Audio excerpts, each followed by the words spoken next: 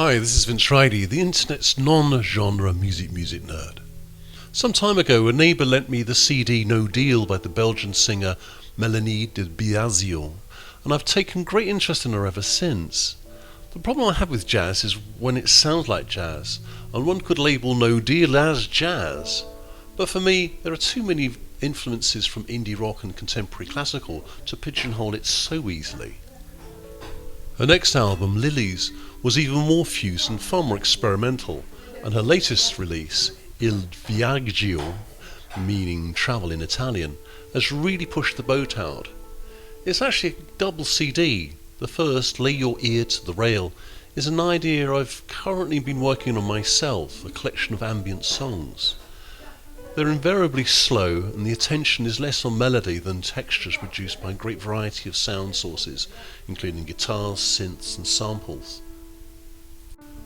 The second CD, The Chaos Azure, is mostly instrumental and even more decisively ambient. It's again about 40 minutes long but consists of only two pieces. The title track is a slow, rather eerie mixture of, among other sounds, humming, cello, acoustic guitar, piano and birdsong, and lyrical singing only comes about 10 minutes into the track. For me though, the other piece, Alba, is a more substantial work of art.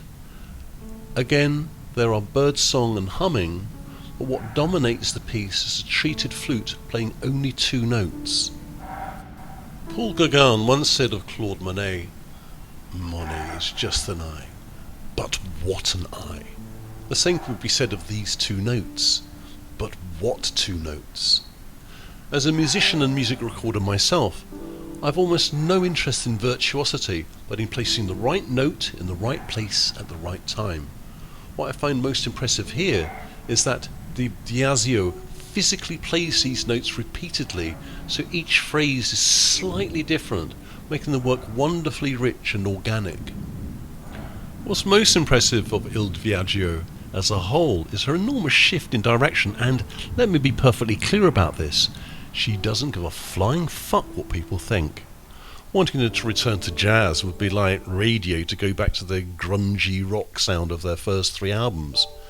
Il Viaggio is the greatest left field turn since Kid A, and I thank Melanie De Biasio and Radiohead for having the confidence and courage to make them.